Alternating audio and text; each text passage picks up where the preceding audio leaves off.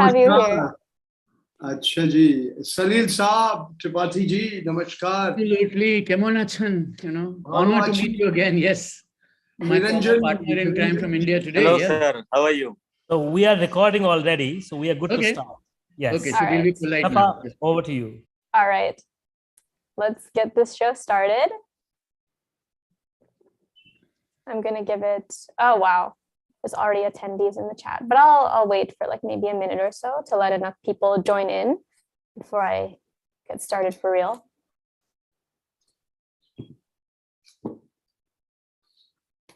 Just so that everyone knows, we're also streaming on Facebook and Twitter for multiple organizations.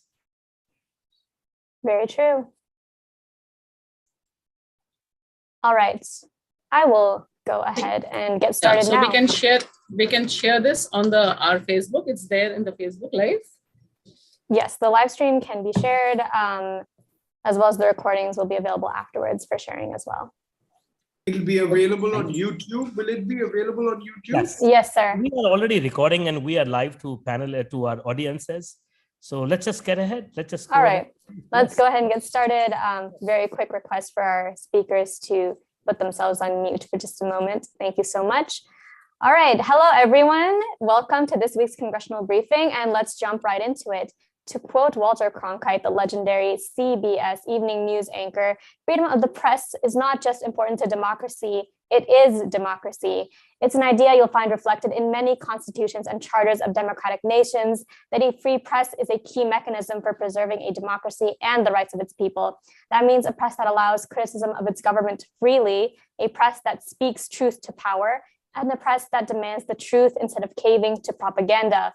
But it seems that modern India hasn't gotten the memo, or rather, Prime Minister Narendra Modi and the Bharatiya Janata Party have practically torn that memo up and set it on fire.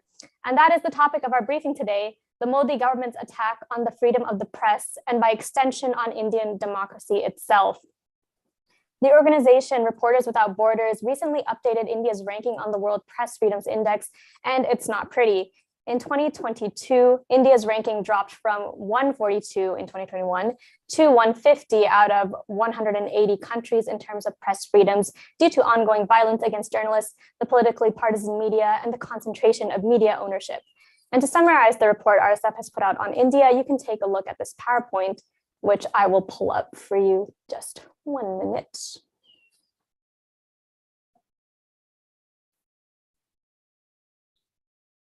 As you can see here, this is the cover of the report.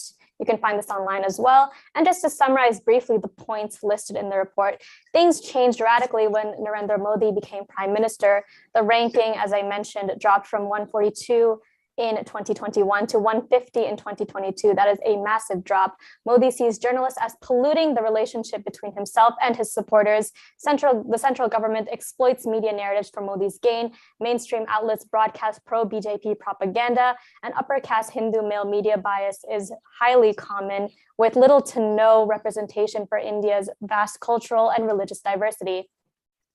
India is also one of the world's most dangerous countries for the media, with physical attacks against journalists being very common from police and paramilitary, and ambushes by Hindutva groups or Hindu nationalist groups, as well as Modi supporters, and deadly reprisals by criminal groups and corrupt local officials. There are also coordinated hate campaigns over social media, calls for violence and doxing, lawsuits, and of course, arbitrary detentions. I'll stop sharing now. And we will move on to quote Thomas Jefferson. The freedom of the press is the first shut up by those who fear the investigation of their actions. And that is exactly what we are seeing Modi and the BJP doing today. Our panelists for this event are renowned activists and journalists who will be shedding more light on India's crippled press freedoms. And we will be starting with none other than Mr. Daniel Bastar, the Asia Pacific Director of Reporters Without Borders, or RSF, a world-renowned international nonprofit organization that aims to safeguard the right to freedom of information. Mr. Bastar, thank you for joining us. The floor is all yours. Thank you. I'll just be very brief, as you have already quite summarized the results of the World Press Freedom Index that we have just released. So indeed, India dropped by 8 points in the index that we just released. there are several reasons to explain this rather low score. One reason has to deal with the several attacks that journalists have to face. I mean, physical attacks. India is still one of the deadliest countries for journalists in the world. Of course, you can report it to the very large population of India, but that's something that we take into account in our index. And in 2021, 4 journalists were killed because of their work in India, and the level of impunity for these crimes is very high. So that's a structural problem. We talk a lot about the Modi government tonight. And I think this problem of very strong level of violence against journalists was existing before Modi came to power. If we look at our data 10, 15 years ago, the level of the number of journalists who would be attacked or killed by mobs, by separatist groups or extremists was more or less the same. What has dramatically changed is the fact that now journalists also have to face imprisonment, judicial harassment, and this is something new. This wasn't the case 10 years ago. So this is what explains the fact that, let's say, since 2014, 2015 onwards, India has been slowly dropping down in the World Press Freedom Index. Now, from 2021 to 2022, the drop is stronger, is more dramatic. It's 8 points. I must say that this has to deal with the fact that we updated our methodology this year, so there can be a bias. In our updated methodology, we can have a better understanding of the level of censorship and self-censorship among the media. And I think that played a major role in the fact that India dropped by 8 points this year. Because it's true that there is kind of, you know, what Narendra Modi experienced in Gujarat back in the 20s when he was chief minister of Gujarat is a kind of model where there is a very strong link between economic power and political power. And this has been quite reproduced at the national level after Prime Minister Modi came to power. And we have received a lot of testimonies from journalists who were working for mainstream media, who would tell us that there are many subjects that they don't dare to tackle anymore because they know that either their chief editor or the owner of the publication wouldn't agree, and it's safer for the journalist, for the chief editor, not to mention these embarrassing problems. I mean, in terms of embarrassing for the government or for the ruling elite, more or less. So I think that's in parallel to this phenomenon, the concentration level in India media is very strong. It's one of the strongest in let's say, in democracy, in voting democracies. Just to give you a number, I think, yeah, the 4 main dailies in Hindi have concentrate like 3/4 of the readership in India. So you have like 3 to 4 dailies who just give the narrative, and the narrative is very influenced by the government narrative. And I think that's something that we managed to measure better this year. And this is one of the reasons why we see that India has dropped 8 points in this year index. Thank you so much, Mr. Bastar, for that summary. We appreciate your time. We appreciate you being here. Thank you so much. So to dive deeper onto this topic, into the ground realities for journalists in India, as well as some of the other nuances of the situation, we're returning now to our other panelists, beginning with Mr. Paranjoy Guha Thakurta, who is an independent journalist, author, publisher, educator, documentary filmmaker, and consultant. His work experience spanning more than 44 years cuts across different media, print, radio, television, and documentary cinema. He is a writer, speaker, anchor, interviewer, teacher, and commentator in 3 languages, English, Bengali, and Hindi. He is a regular contributor to newspapers, magazines, and websites, and is featured on television channels and radio programs as an anchor, as well as an analyst and commentator. He served as editor of the Economic and Political Weekly between April 2016 and July 2017, and was a member of the Press Council of India between January 2008 and January 2011. He has co-authored and authored 7 books on coalition politics in India, media ethics, and crony capitalism, and published over 25 books in association with authors up front. He has produced and directed over 24 long documentary films and several hundred short videos, including music videos. We are so honored to have you here today. Thank you for joining us.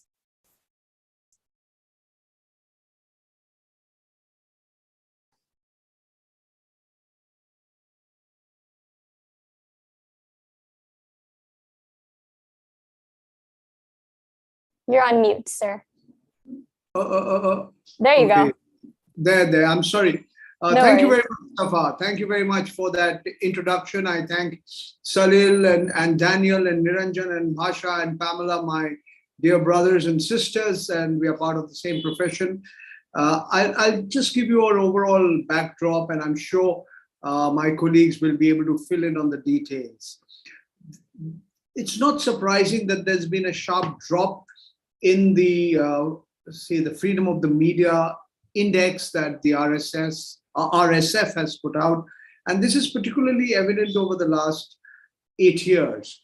In fact, since the mid-70s, when the former Prime Minister of India, Indira Gandhi, imposed an emergency and put a large number of journalists behind bars, have we seen this kind of attempt or this kind of a government which has stifled free expression? Indira Gandhi's emergency lasted for 21 months. She was voted out of power in March 77. Mr. Narendra Modi has been Prime Minister of India for 8 years now. Well, almost 8 years. But what has happened is that what we are seeing today is, I'm sorry, my phone rang. Yeah, my fault. Okay, now this actually starts from the top. Mr. Narendra Modi is the first and so far the only Prime Minister of India who has never faced the media in an unscripted media conference where any journalist can ask him anything. He's the first and so far only Prime Minister. He has picked and chosen the people who can interview him, including some non-journalists, including a well-known Indian, an actor who was a citizen of Canada, who asked him, Mr. Modi, how do you eat your mangoes? Do you cut it or do you suck the fruit? So we've seen a very, very substantial section of the so-called mainstream media having become completely subservient to those who are in positions of power and authority. There are several reasons for this. One important reason is purely financial. What we see is across the world and also in India, the old media or the traditional media or the legacy media, the advertising revenue from private organizations has not gone up, often stagnated. In many places it's come down, and this trend has been exacerbated during the pandemic. But that's true for India as well. And people are yet to devise ways to, those who read on screens and not on pieces of paper, how to monetize that content. But what's different about India is that there is a growing dependence on government advertising and government sponsorship. And that is one important reason why such a large section of the media in India is not asking difficult questions of those who are in power. And in fact, he who pays the piper calls the tune. So they are singing the tune of the government in power. They're not holding truth to power, not asking difficult questions, not asking questions. And we have a system, an ecosystem, which is discouraging dissent. Now, journalists who ask questions, they're immediately branded as traitors, as anti-nationals. If you're not with us, you must be against us.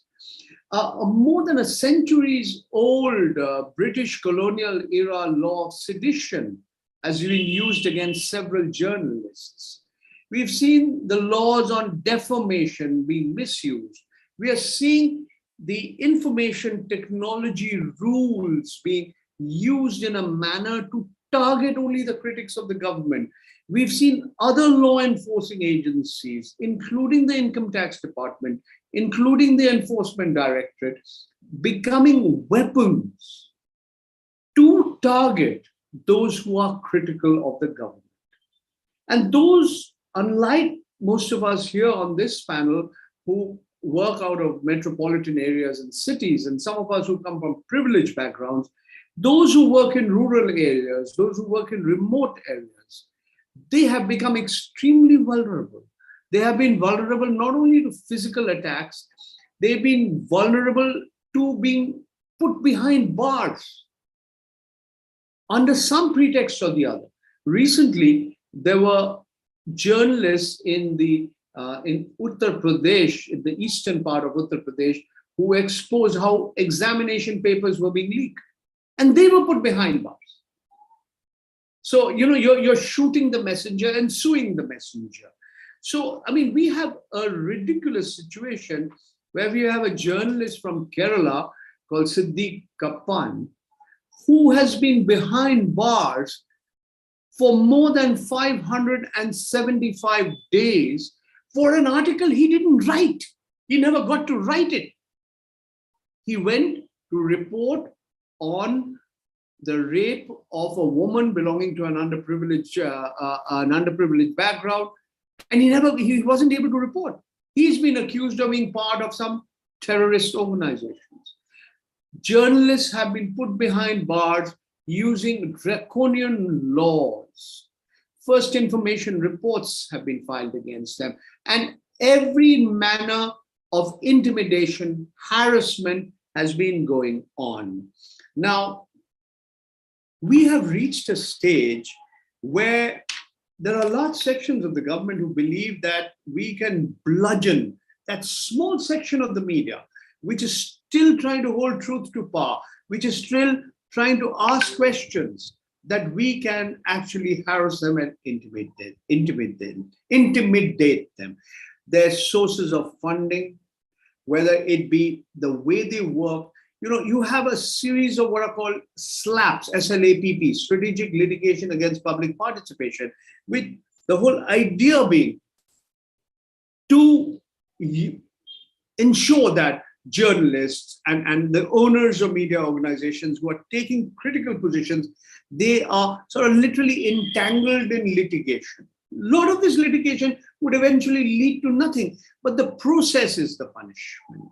Bhasha Singh and I, we are both associated with a portal called NewsClick. And NewsClick, the Enforcement Directorate, the Income Tax Department, the Economic Offences Wing of the Delhi Police has all, sought to, at different points of time, paralyze the working of this organization. And NewsClick is not alone. There have been several other media organizations who have had to face. In India, this process is often the punishment. And what is being encouraged is downright sycophancy. So that those who are in power, they don't, look, nobody in power wants journalists to be critical. But what has happened is the change, the difference in India at present is that those who are in power are not just intolerant. Previous regimes have also not been tolerant, but they're not just intolerant, they become vengeful. I think that is a critical change that has taken place in the recent past. And I think the reason for that is that those at the very top in India, they may claim they believe in freedom of expression, which is a fundamental right of every Indian citizen, but their actions, the way they act is just the opposite, just the reverse. So, I mean, I can just confine my opening remarks here. I have a lot to say, but I'm sure my colleagues have a lot to say as well, and we can have a more detailed discussion on specific issues. But to just summarize the point, it's not just intolerance, it's being vengeful. And the laws and the law enforcing agencies are being misused to harass and intimidate those who are trying to do their job, journalists who are trying to do their job. It is the job of a journalist in a democracy to ask questions, ask tough questions to whoever is in power. Doesn't mean that they're anti-national. It doesn't mean that they're not patriotic. I stop here. Fantastic remarks. Thank you so much, sir. I just want to mention for our audience's benefit that you yourself have been targeted by these repercussions for publishing a deep investigation into the financial corruption of a leading Indian industrialist. Is that correct? Yes, I have been, the government of India has been kind enough to compromise my phone using the Israeli spyware called Pegasus. So I'm among the journalists who have been Pegasused. Yes. We thank you so much for your time. We thank you for all the work that you're continuing to do. Moving on to our next panelist, Ms. Bhasha Singh, who is a journalist, writer, documentary filmmaker, and cultural activist with experience spanning 26 years. She is well known for her work on the inhumane practice of manual scavenging, as well as her works on Dalits, minorities, gender issues, and other marginalized communities. She has also been awarded the National Foundation of India Fellowship, the Panos Fellowship, and the People's Archive of Rural India Fellowship. She's currently working as a consulting editor with the web portal NewsClick. Ms. Singh, thank you so much for joining us. Thanks a lot. And people and the person I'm able to see on the screen. So I feel that the kind of discussion and the kind of points, Ramala is there, Pronjoy just spoke, Salilji is there, and a very important investigative journalist also is here, whose book must be discussed, definitely brings out a different aspect. And Niranjan is there. So I just want to take where Pronjoy has brought the whole discussion to. But I feel that our topic today, and which is directly connected what you have shown in the beginning, that how we have come down 8 ladders down and now India stands at 150, India's crackdown on free speech. So what I feel that what is happening to us as a journalist is not what is happening in isolation in India. Basically, it's a mirror image of what is happening to democracy in India. All the democratic institutions, the way they are being bulldozed, because bulldozer is a symbol of justice in India now. That's the biggest irony that shows that the kind of instant justice, those who are in power, they have the right to do instant justice. So if the person is a journalist, they are on the target. If a person is a worker, he's on the target. If I'm a woman, I'm a target. And I'm targeted by multiple agencies, not only the government agencies. Now we have, while I'm discussing with you, there's a very disturbing image which is coming, which I feel as a media person, as an India citizen, as a woman, I feel that now there are forces which want to take us back to a medieval era of barbarism. They come openly and speak that we want a Hindu Rashtra.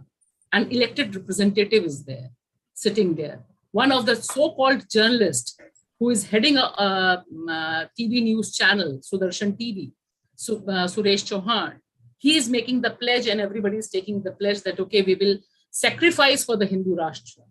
So this is the scene in which we are discussing now. And at the same time, I just want to say that the way freedom of expression, and as Daniel rightly put in this very important report, the kind of self-censorship, you find that we have a news that Adani became the 5th one in the world. But how he became the 5th one?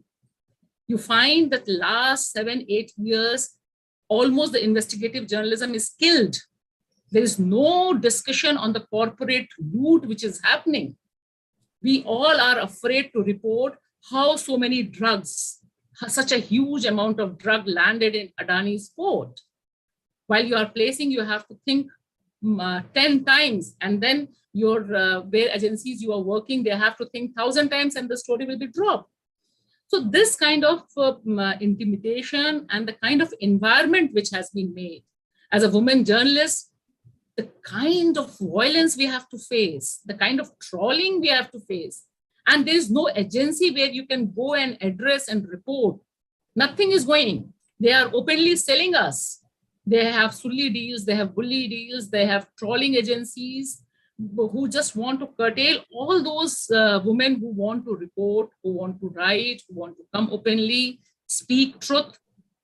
And the irony is that when we are talking attack on the free speech, when all these are happening, not a single agency or not a single pillar of the democracy, be it executive, be it judiciary, be it the whole different systems which are there in the place, no one will come to rescue you. That's the biggest fear, what I feel that the country is surrounded by.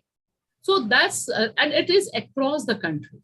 You find the Kashmiri journalist, the way the Kashmiri Press Club has been crushed, the way Kashmiri journalists are working, I salute to them.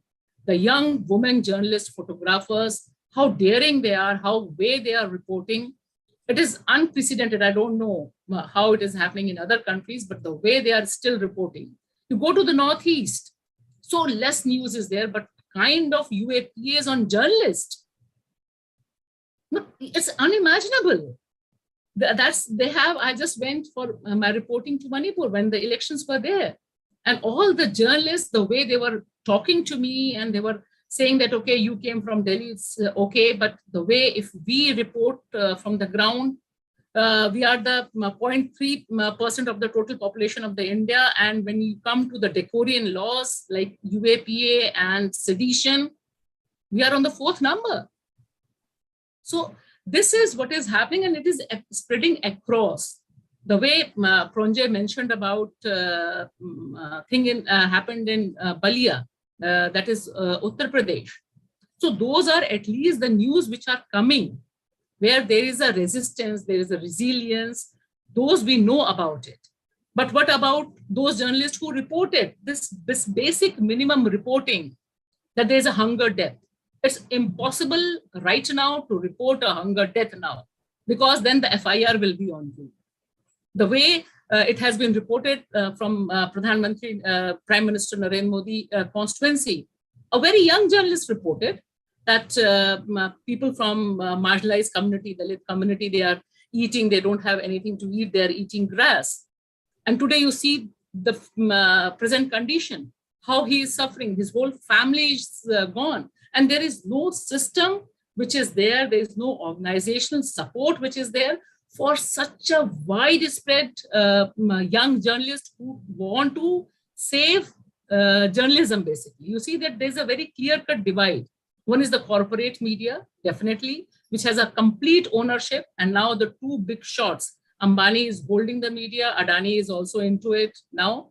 But there are a lot of new portals, news portals who are working, young journalists, women journalists, Dalit journalists, Adivasi journalists. When Pronjay was talking, I was thinking about Rupesh, who comes from a very tribal background. The way he was targeted, the way he was put, I'm just reading his book, how he suffered during the jail, when he was in the jail. Who were the people who came in his support when we talk about the tribals, their human rights? So the basic, what I feel that this, the condition of the media, the way it has been attacked and the way it has been bulldozed, it is a direct connect what is happening, how the Indian democracy is under great threat of a Hindu fascist state.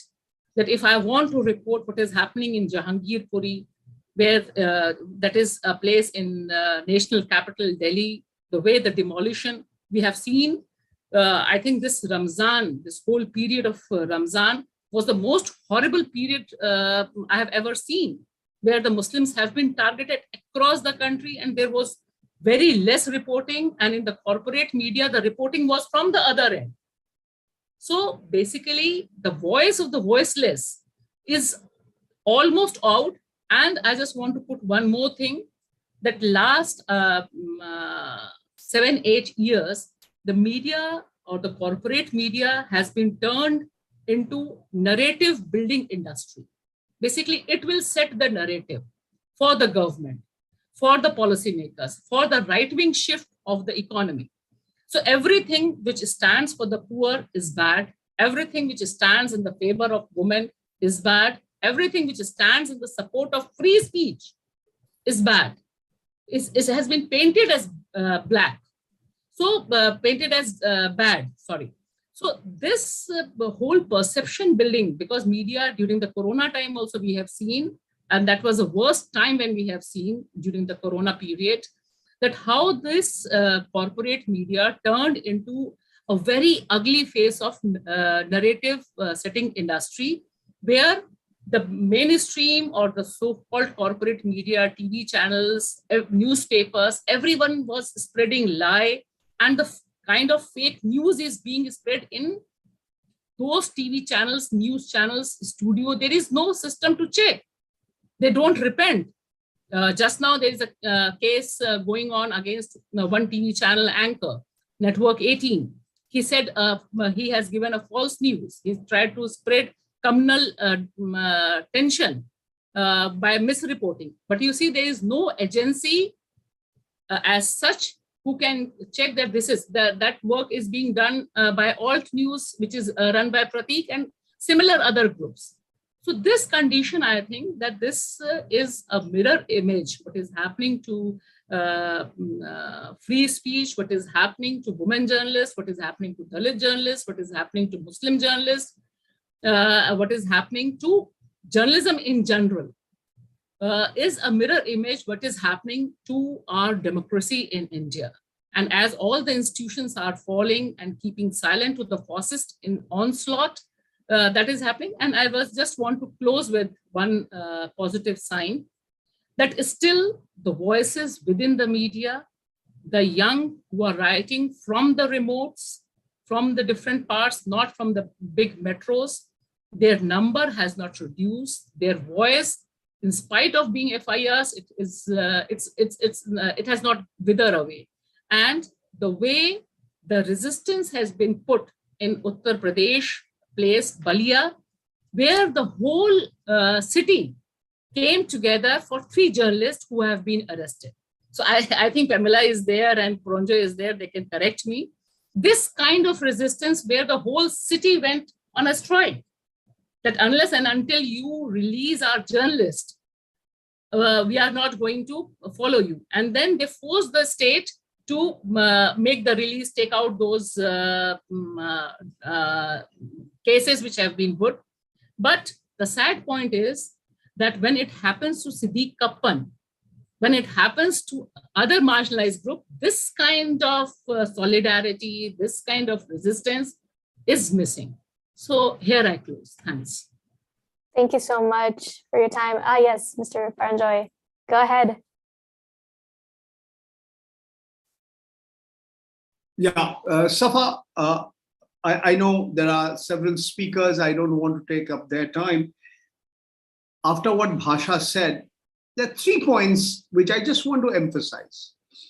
Some of the richest men in India are also the biggest media owners. That means the media doesn't report on these oligarchs, any unpleasant truths about them. That's one point. The second point, what Bhasha again said, Jammu and Kashmir, the situation over there for independent journalism has been terrible. Remember, Jammu and Kashmir leads not just India, the world in terms of internet shutdowns. And the third point, and this is important for those of you in America, the big digital monopolies, Meta, that is Facebook, Instagram and WhatsApp, and Alphabet, that is Google, and also it's YouTube, and of course the Android operating system is part of the group. These giant digital monopolies have been complicit with India's ruling establishment to spread what Bhasha just pointed out: fake, false, misleading, hateful, incendiary speech. That's all. Thank you so much. And thank you also to Bhasha for those remarks. We really appreciate your time. Thank you for being here.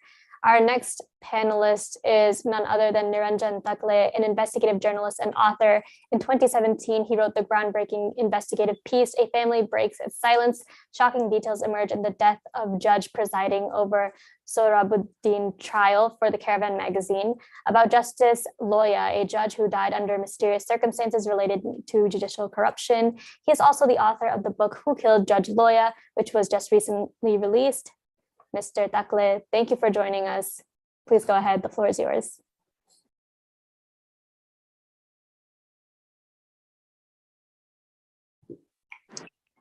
Thank you very much for the very kind introduction.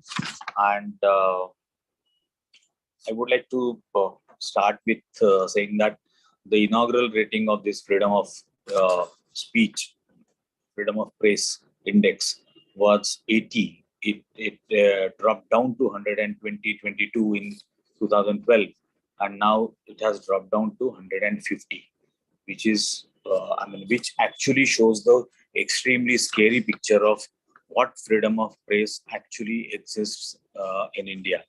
And I would like to start by saying that, of course, something very unprecedented has happened during the last 8 years, especially BJP, the ruling party in India, has managed to develop, create, nurture very close ties and very close relations with media houses.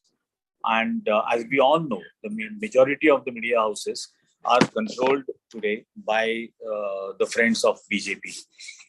For example, the Reliance Group, owned by Ambani, it runs almost 70 to 80 media organizations under several names. Then the owner of the Republic TV is a BJP member of parliament in Rajya Sabha. The owner of the Z Media Group is again a BJP member of parliament in Rajya Sabha.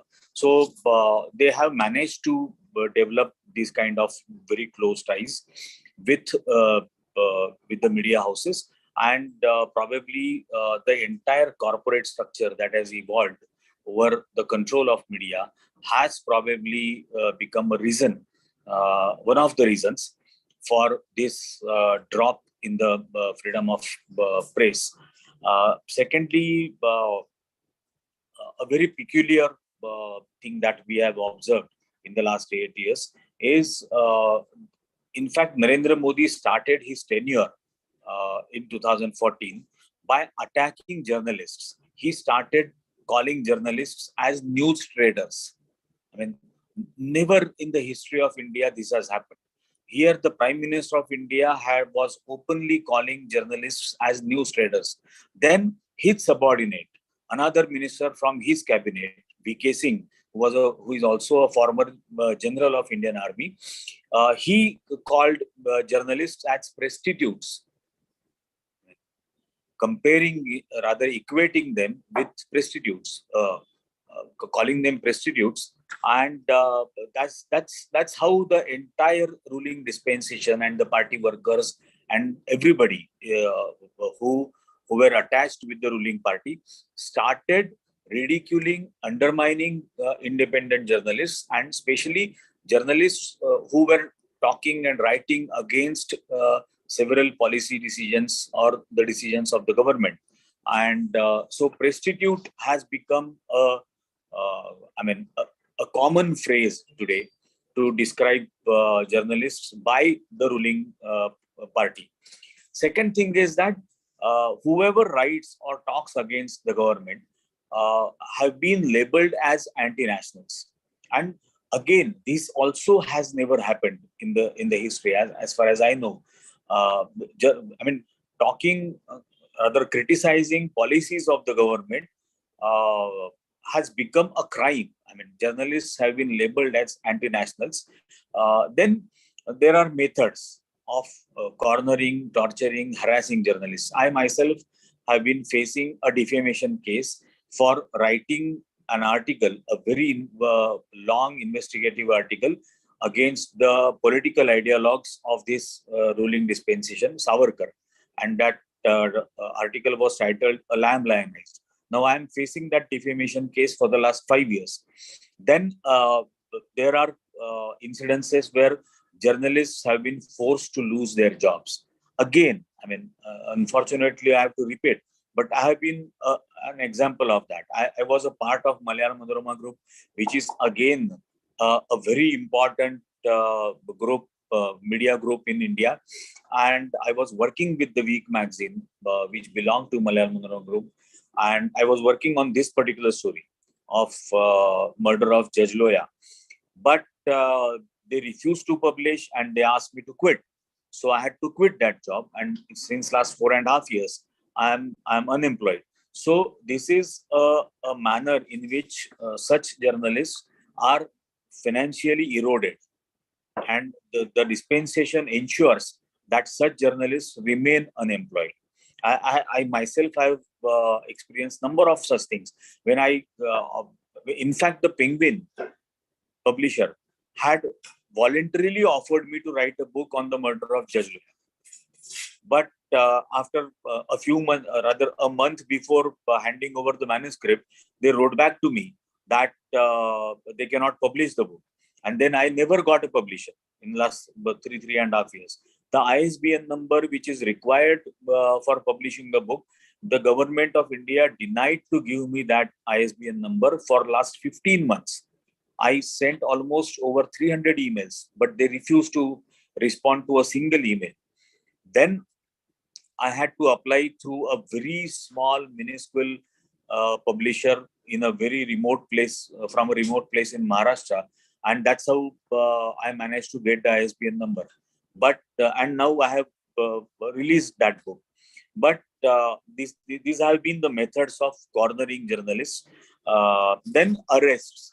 I mean, we have in India seen examples where journalists have been arrested for reporting that children, the school children, were eating grass.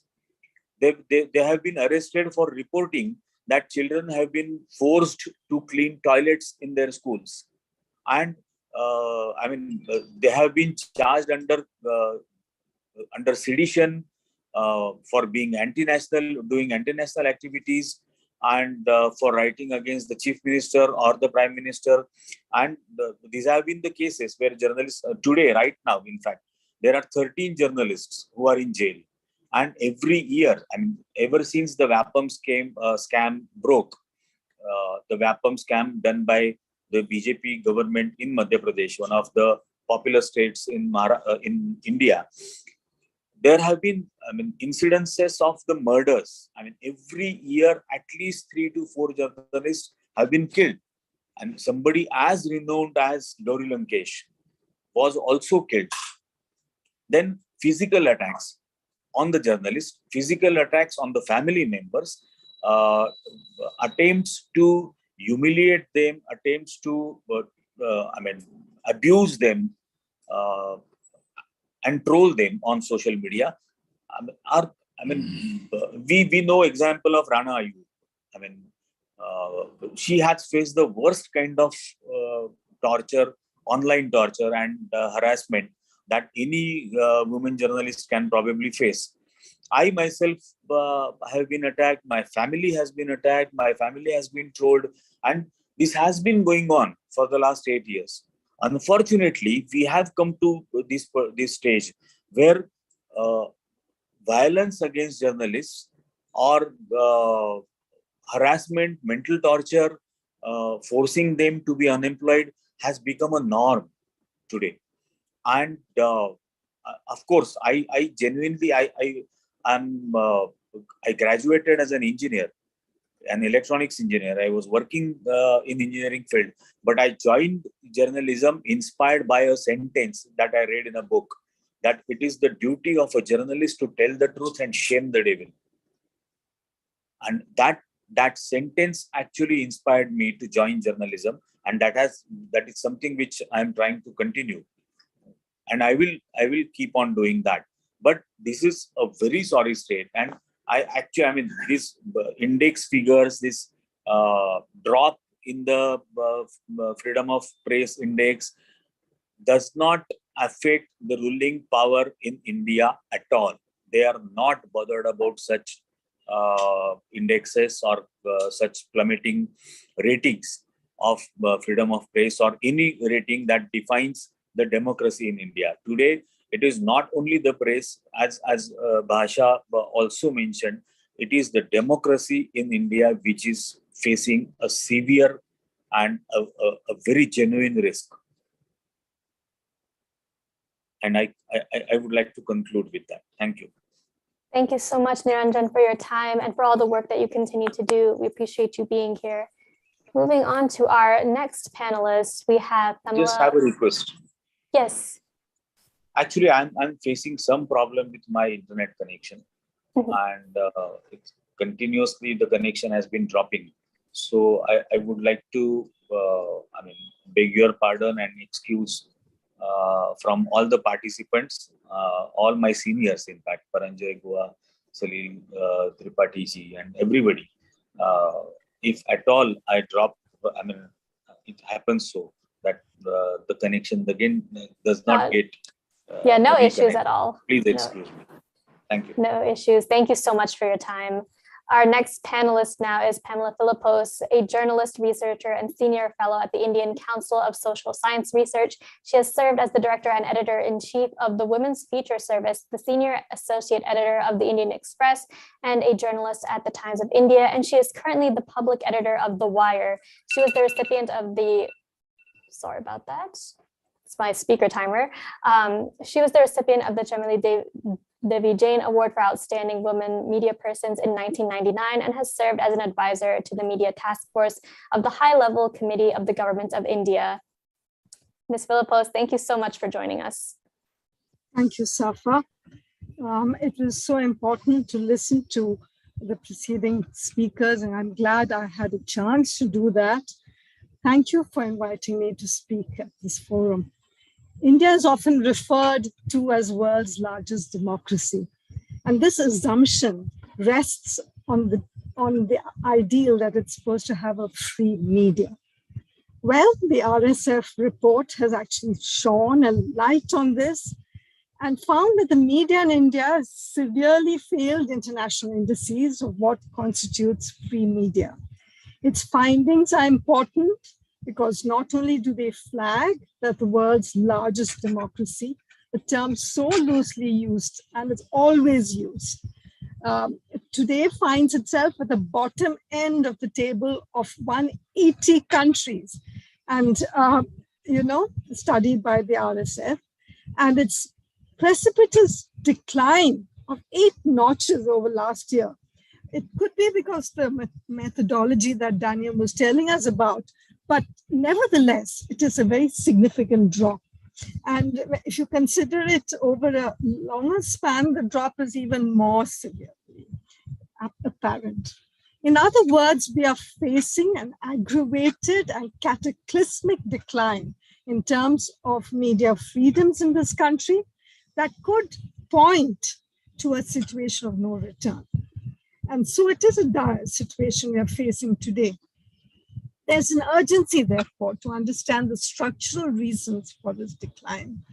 The section in the RSF report has attempted to do this, including and it has flagged tendencies towards concentration of ownership, the building of spectacular rapprochement between the ruling party and the big families dominating the media, achieved over the last 8 years of power of the Modi government.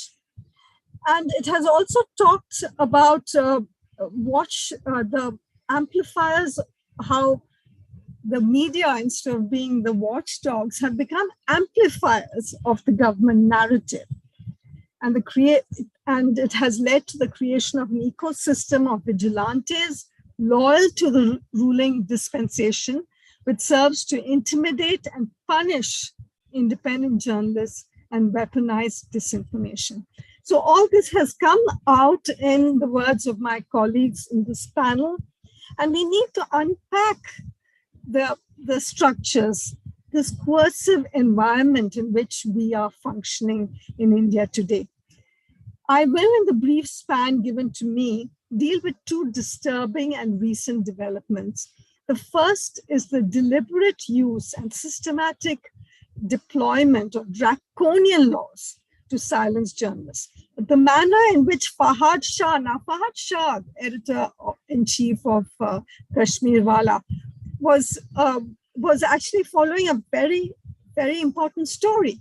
It was about a family that had lost one of its young members in a falsely, a framed case.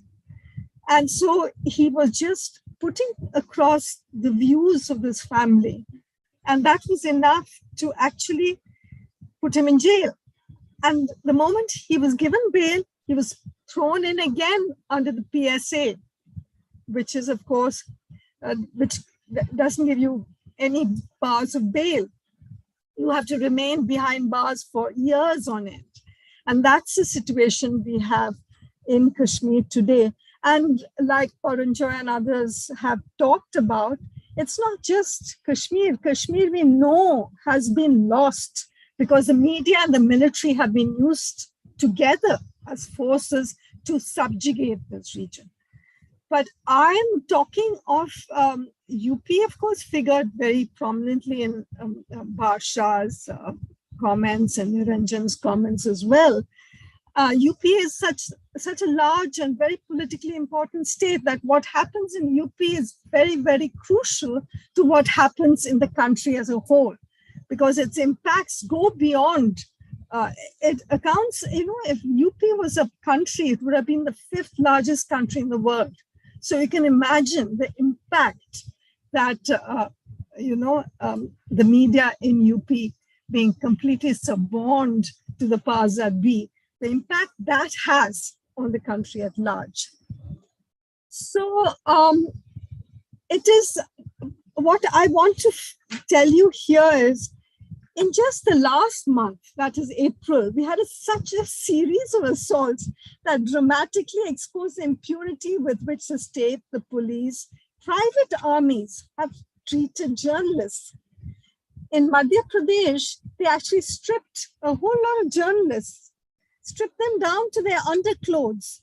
Why did they do this? They did it to actually ensure that they are shown to the world as people without any dignity.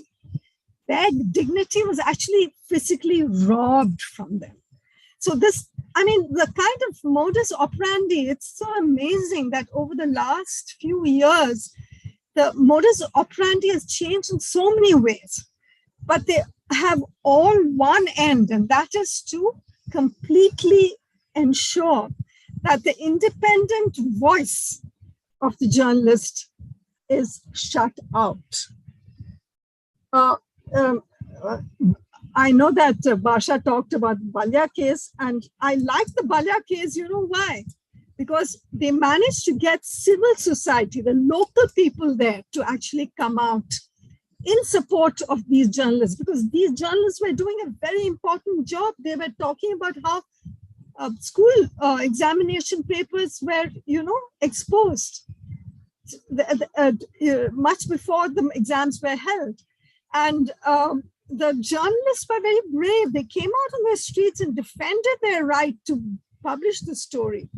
And because of their courage, there was some attention that was paid to them. But as Basha did point out, there are so many whose voices will never be heard because they are so far away from the seats of power. At the same time, the work they are doing is so crucial. Like, for instance, take sand mining.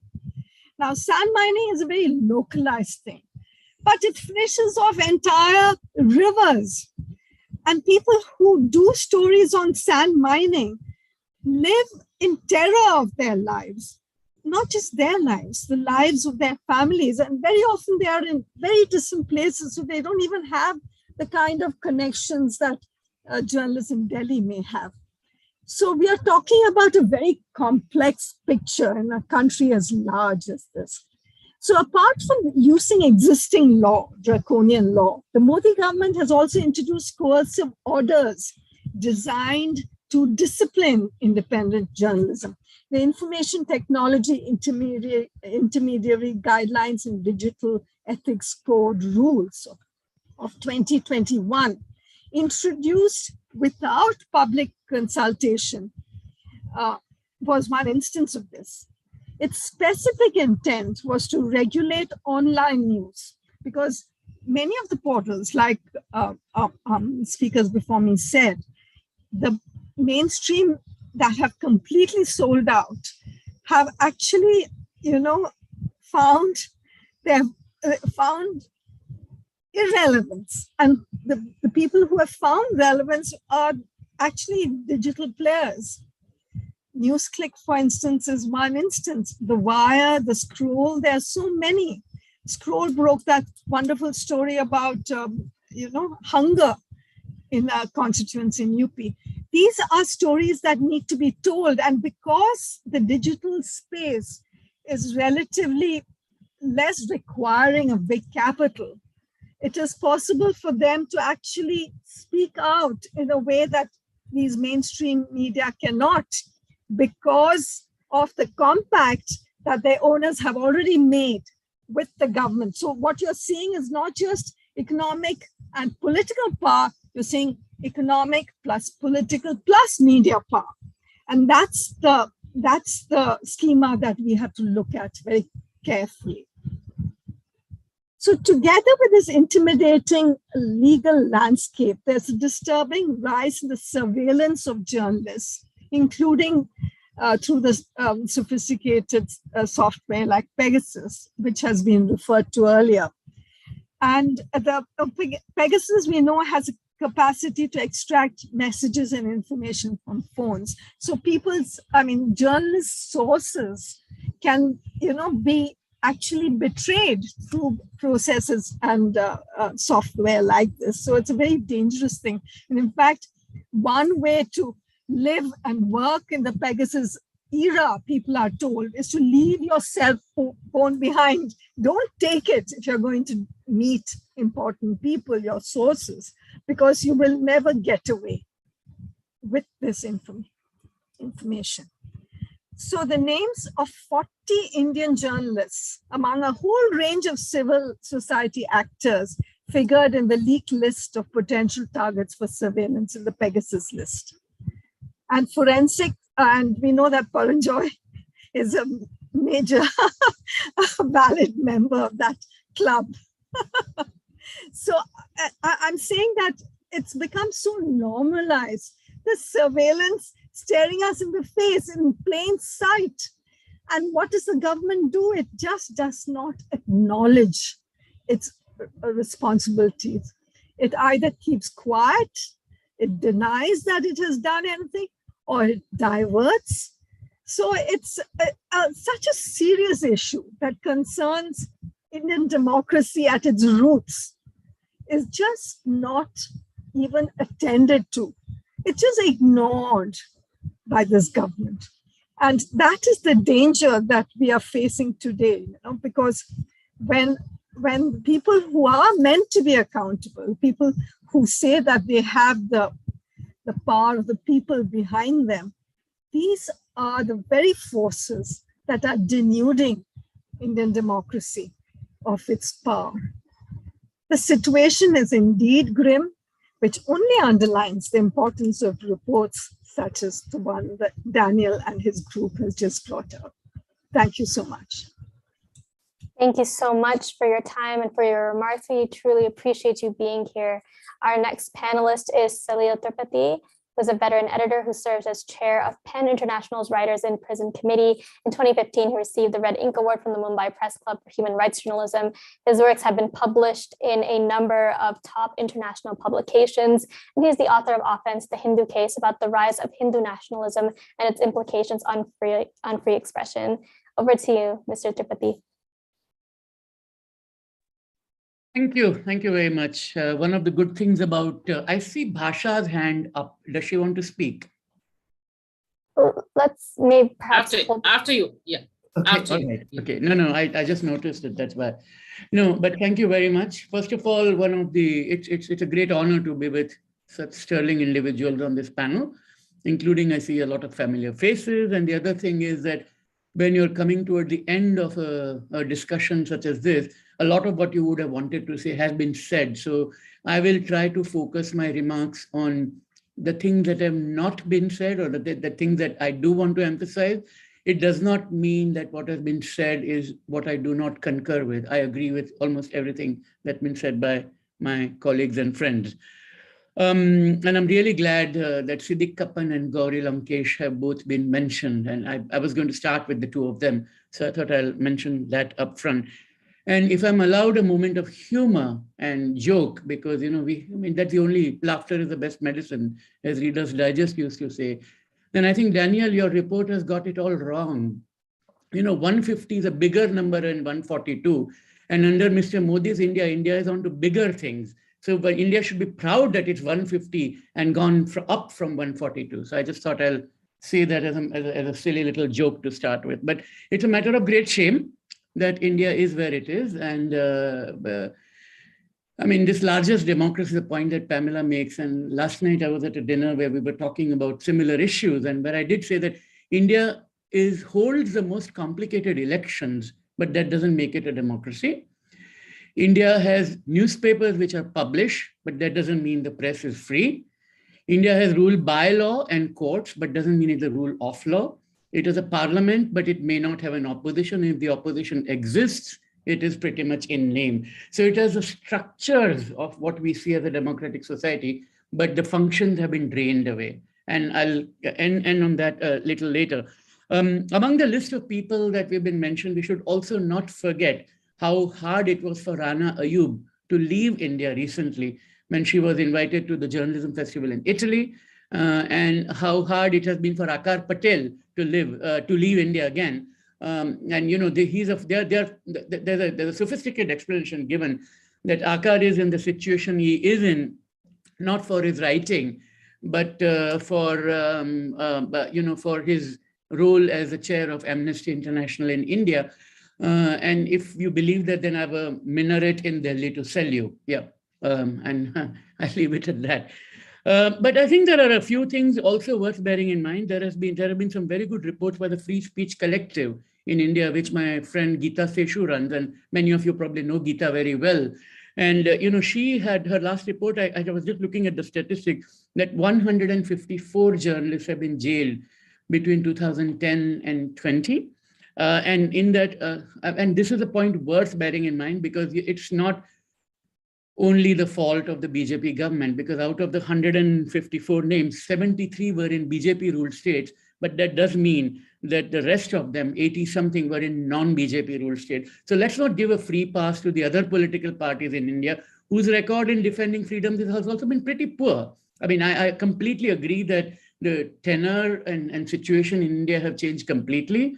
And I also agree with, and I think Niranjan mentioned the prostitute term and news traders term and so on. And Paranja, I'm so glad you mentioned Akshay Kumar's famous interview about how to eat a mango, which should be a nice little satirical novel in there somewhere. But I think those things are critical and crucial, but we should not give a free pass to a great extent. It's the BJP is not only misusing and overusing the laws that the British government gave it, but also the laws that have been passed by subsequent post-independent Indian governments. It's making a very efficient use of the tools that the past governments have handed it. And we suddenly realize that, oh gosh, this is where we are. But we have to realize that it's basically a systematic assault that has been going on for a very, very long time. And no political party can be smug about it that they would not do it. I mean, I'm sure there's every political party which has had exceptionally nasty relations with the journalists. I want to talk about 3 threats. We're talking about murders and detention because that's measurable. But what I want to talk about is what cannot be measured, which is the intimidation. I mean, when someone does not write a story because his or her editor says, you can't say this because if you say this, we will go bankrupt or whatever. That's one kind of intimidation.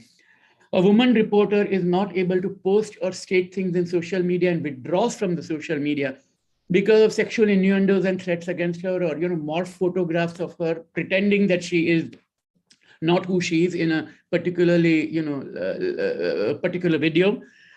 These are the kind of things that scare people or intimidate people, and I don't blame them. I mean, who wants their public lives to be their private lives to be made public, or even lies about them being made public? And I think that's one of the problems that a lot of journalists do face. I mean, continuous and the amplification. Yesterday there was a report by Professor Manan Ahmed of Columbia University, which is worth looking at it, which basically looks at, there was this conference called Dismantling Global Hindutva in last September in the US. And there was a big backlash against it. And, and I think the best way to combat that conference was to have another conference on the same day saying protecting global Hindutva, and which is fine, which is how democracies ought to function. But instead, there were like amplification of messages, and the way that entire ecosystem functions is really worth looking at it, because they've done a very forensic analysis of how certain journalists are being hounded. So if you're a woman, if you're a Dalit woman writer, if you're a Muslim journalist, the amount of hatred that is spewed, you need an exceptionally thick skin to be able to deal with that and continue to do what you do day after day. The other threat is the non-state actors threat, which partly comes from this online harassment, but also the kind of gone and killed, Kalburgi and Dabolkar and Gauri Lankesh and so on. When you look at these names, I mean, you basically, and Pansari, these are the 4 that I was going to mention. Basically, these threats have come from non-state actors. I mean, they may be supported, or, the state might look the other way when it happens, but the progress of prosecution has been very poor, and that itself has a chilling effect on people and on the media.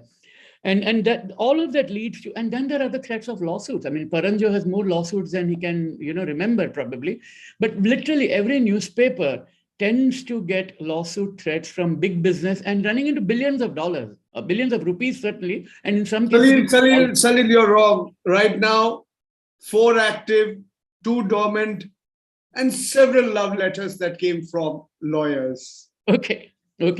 Yeah, I mean, I like receiving love letters, but not from lawyers. Let's leave it that way. Yeah. But anyway, but the point is that but I know so many other journalists who have had, Wire is a classic example. Siddharth was here at the Watson Institute at Brown University, Siddharth Varadarajan, 2 weeks ago, and I spoke with him there. And, the pressure that Wire has faced, I mean, Pamela, you're associated with, so you know the story better than I do, but it's pathetic. And someone did ask me to speak about some of the online portals, and I do want to salute what Wire does, what Scroll does, what Khabar Lahariya does, and what Article 14 does. And by that, I don't mean to single out only those 4. I'm sure there are many, many more who are doing it. And even in the mainstream established media, there are some people who are doing really remarkable work. But the very fact that when we are looking at great journalism today, we have to look at these online portals and not the giants of the past like Indian Express and the Hindu and all that. That itself is a commentary on where India has come. And I think that's partly because I think the amplification, which was a point somebody made earlier, that first of all, India doesn't need Doordarshan anymore, the state television network anymore, because Republic, Times Now, and Aaj Tak are doing that incredibly well. So those are the state broadcasters today. And I mean, against that, yes, there is NDTV and a couple of others are there who are trying to combat that. But basically, we are in a situation where the TV anchors are very good at holding to account the opposition for the failures of the government. And I mean it seriously, that, the government does something spectacularly wrong. And instead of asking the minister what went wrong, they will ask the opposition leader, why aren't you defending the government when the country is in such a mess? I mean, and and that brings me to So the comedians and the online portals are doing a very good job of that. There are judicial orders which are a problem. Killings are, of course, there. Attacks are there. But let's not look only at the statistics which are easy to measure, but let's look at the things which are not easy to measure and impossible to measure. And that's when we get an even worse. And probably then, India's score might rise to 180, Daniel. I mean, it might even reach there. But finally, I want to end by reminding us what L.K. Advani had said to the media when the emergency was lifted. He said, you were asked to bend, but you crawled. And today we are in a situation where the media is asked to jump and they say, yes, sir, how high? Thank you. On that incredibly deep note, thank you so much, sir, for your time and for your remarks. We appreciate you being here. We'll move on now to our very last panelist, who is Nikhil Mandalaprati, the Advocacy Director with Hindus for Human Rights, a US-based organization that advocates for pluralism, civil and human rights in South Asia and North America. His writing and reporting on religion, politics, and South Asia have appeared in media outlets such as Foreign Policy Magazine, The Diplomat, Scroll, The Wire, and others. And he was a reporting fellow with the Pulitzer Center for Crisis Reporting. Nikhil, thank you for joining us. Thank you so much, Safa, and to all of the other very distinguished panelists. It's like just an honor to be on the same Zoom screen as all of you. I will be as quick as I can. I know that we are over the hour, but I wanted to share just a little bit about my own experience as a journalist and some of the importance of groups in the diaspora raising issues that we've all talked about today. So a few years ago, in the fall of 2019, I myself had the opportunity as a young journalist and as a recent college graduate to travel to India on a reporting project. I received a fellowship from the Pulitzer Center for Crisis Reporting, and I was in India to investigate how Sufi shrines as shared sacred spaces were being affected by rising Hindutva and anti-Muslim violence. I was very interested in the question of what did it mean for Hindus and Muslims and people from all faiths to worship side by side at the same time that we saw rising violence against Muslims in particular and Islamophobia across Indian society. I spent a lot of time in Delhi and in Ajmer in Rajasthan for my reporting project, visiting shrines in both cities, talking to worshippers and caretakers and officials of those shrines. And throughout this whole time, I was reporting, on a very sensitive topic, these communal tensions and the effects that they're having on these spaces. But throughout that time, I never actually had to fear for my safety. I had the privilege of a Hindu name, Hindu identity. I had the privilege of being a man. I also had the privilege of American passport. And so I imagine that my experience would have been very different if I was a Muslim reporter or if I was a Dalit or a woman. And so that's the point that Salalji just made. And I want to reiterate that we know that for decades, journalists from marginalized backgrounds have faced increased harassment and violence in India. And that's not new, and that's not just under the current regime. For example, Dalit journalist Suprakash Majumdar has written very extensively about the harassment faced by journalists from caste oppressed backgrounds. In one article, he shared that I am cognizant of the fact that with a single tweet, I could stand to lose my career and life as a Dalit journalist. But at the same time, we know that things have escalated in India like never before under this current government. Just last year, the think tank Freedom House, which tracks democracy from around the world, downgraded India from free to partly free in their global rankings. And in their report from last year, they explicitly stated that attacks on press freedom have escalated dramatically under the Modi government. Journalists risk harassment, death threats, and physical violence in the course of their work. Such attacks are rarely punished, and some have taken place with the complicity or active participation of police. Very similarly, the US Commission on International Religious Freedom in their 2022 report, released just a few weeks ago actually, they said that in 2021, the Indian government repressed critical voices, especially religious minorities and those reporting on and advocating for them. The government arrested, filed complaints against, launched criminal investigations into journalists and human rights activists who were documenting religious persecution and violence. And I don't need to go into the names that all of the fellow panelists have shared several detailed cases, but this is a trend. And I want to make the point that the world is taking notice in one way or another, that this is not going unnoticed. And I want to draw particular attention to the risks faced by the journalists who are trying to report on the Hindu supremacist groups in India. Many of these journalists, particularly those who are Muslim, often face physical violence for just reporting on events that are organized by these supremacist groups. Just last month, 5 journalists, including 4 out of those 5 who were Muslim, were beaten up by a Hindu extremist mob in Delhi during an event that was called the Hindu Mahapanchayat on Sunday, April 3rd. At this event, speakers had called on Hindus to pick up weapons and attack Muslims. And we heard testimony from one of those journalists who was there, Arbab Ali, who shared that we were being beaten up brutally by the mob. I felt that we would be lynched. So I just want to leave us there with that's sort of the stakes of just being a Muslim reporter and trying to report on what is happening on the ground, in India. This fear that I personally will never have, experienced. And I think all of us on this panel, it's just a unbelievable amount of mental pressure and of course physical violence to go on anyone from a journalist background. And so this kind of violence, both mental and physical, is unacceptable.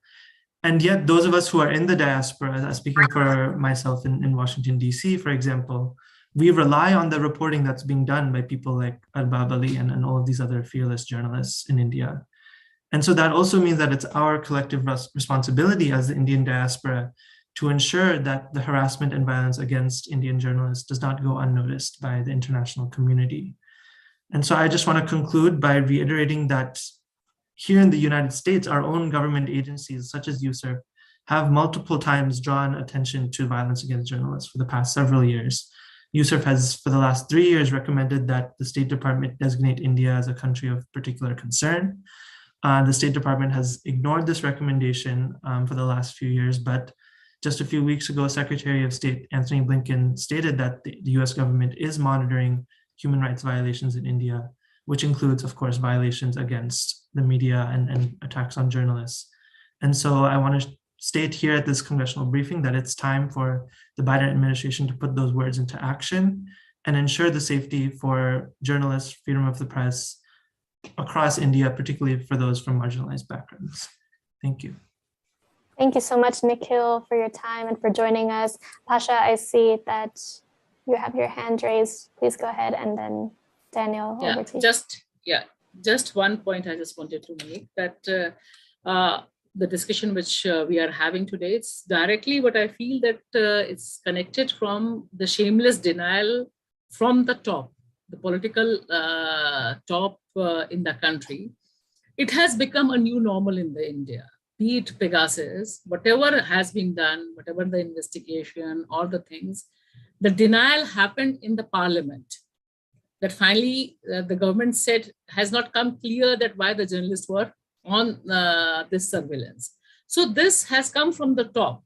So that's a basic change which has happened, that there is no agency where you can go for justice or how you can fight for the freedom of press or expression.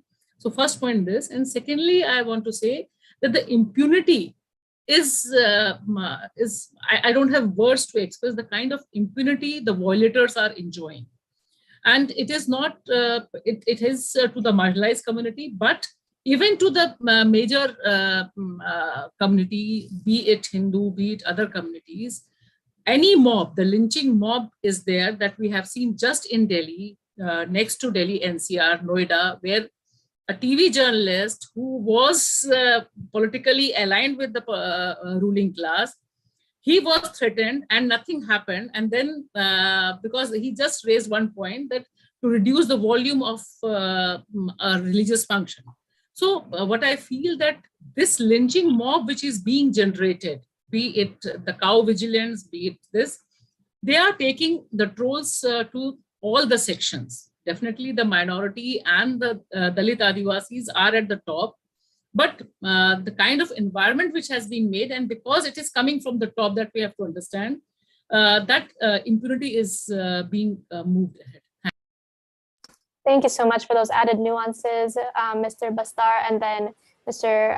Paranjoy, we'll end on you. Yes, I'll just say a few words because we started talking about the World Press Freedom Index and India's position in this index. As you may know, 2 years ago, the government in India was very unhappy with all the rankings of India in the world. And so they created what they called the Press Freedom Index Monitoring Cell, which was a commission of 15 people. Most of them were just government officials. There were 2 journalists who were very unhappy on the way this commission worked. And actually, I had one working session with the Ministry of Information and Broadcasting. And what happened in the end is that this monitoring cell's goal was just to lobby us, to be nice with us, so that we would give a better ranking to India. But when we try to say that no, the problem is that you have to tackle the problems very concretely, they said no, you are having a Western bias. Whereas we use Indian people Indian journalists and experts to create our index. So that gives you a way, an insight about how the government sees press freedom and tries to actually manipulate data. Another aspect, I think Salil mentioned the fact that India is not 180th. Is not at the last point in the index, and fortunately for India, there are countries like North Korea or China. But I used to work as a correspondent in China. I worked there for 6 years before Xi Jinping, so it was a different China. However, when I talk with journalists who are basically Kashmiri journalists who describe the way they have to work, it really reminds me the situation in Tibet. And this is really, really frightening. And nobody wants to see India becoming a very strong dictatorship like China. But smoothly, slightly, the situation is becoming more or less the same in some aspects. So I think that's, I just want to not to be alarming, but I think that's important to keep that in mind, that the frontier between democracy, elective regime, and dictatorship is very small, and we have to be very careful with that. Thank you. I appreciate that reminder. Thank you so much. And lastly, Mr. Thakurta, please go ahead and just off with a bang. You know, I don't think Daniel is being alarmist. I think he's being quite realistic. Things are very bad. Let's accept that. And some of us are aware. Pamela is aware. She's been in the profession longer than I have. I've been in the profession for 44 years. I became a journalist in 1977, just after the emergency. We've actually regressed in time. Salil talked about L.K. Advani's famous remarks, to editors. When they were asked to bend, they crawled. They're not just, they haven't even been asked to bend. They're nevertheless crawling. I just want to add a few points by way of explaining, just adding, not explaining, adding to some of the issues that have been made. The issue of mob lynching that Bhasha talked about. Behind every single communal riot, Hindu, Muslim, and mob lynching, there's a WhatsApp message. Remember that this has happened on a scale that has never happened before. That is the medium for spreading hateful, incendiary speech. Secondly, let us accept the media has played a sterling role, the most important role in spreading Islamophobia in India. And 1 out of 7 Indians in a country of close to 1.4 billion has been demonized and made to feel they are second-class citizens. Those in power would like us to believe, and they're right, there are journalists and journalists. There are criminals among journalists. But it's also, you must understand that if the ruling regime says there are criminals or certain journalists are criminals, there are certain journalists who are very close to the ruling regime who have been accused of crimes. Mr. Arnab Goswami has been accused of rigging the ratings to ensure his television ratings are higher. Sudarshan TV. The case has gone to the Supreme Court. It's been accused of spreading hateful speech, fomenting hatred. The media in India today is part of not just the corrupt nexus between business and politics. It plays an active role in that nexus, together with sections of the bureaucracy and other organs of the state. My last appeal to those in countries like the US, as Niranjan is not here, he's been unemployed, he just told you. Independent journalists are facing a crunch from all directions, and financial crunch is huge, supporting their families. You've been talking about self-censorship. The intimidation by the ruling elite has been absolutely unprecedented. Keep this in mind. And you have to do your bit to support people like us. Not me, people like Niranjan, but a full lot of other people who are facing tremendous threats to do the work that they are supposed to do. That's all I wanted to say. Thank you so much. We truly appreciate those fantastic closing remarks, especially the point that the US and congressional staffers and the common people of the states do have a voice, and they must be utilizing that voice in order to stand up for not just the journalists of India, but democracy as a whole in India. I would like to thank all of our panelists today for joining us. Thank you so much for your time and for all the work you're doing on the ground. We appreciate it, and we continue to support you. I also want to mention very briefly that IMC is in good company with all of you, because we are also being targeted by the Indian government by imposing the UAPA, the Unlawful Activities Prevention Act, on us, which is quite laughable because we are US based, but it's a symbolic gesture. We appreciate that.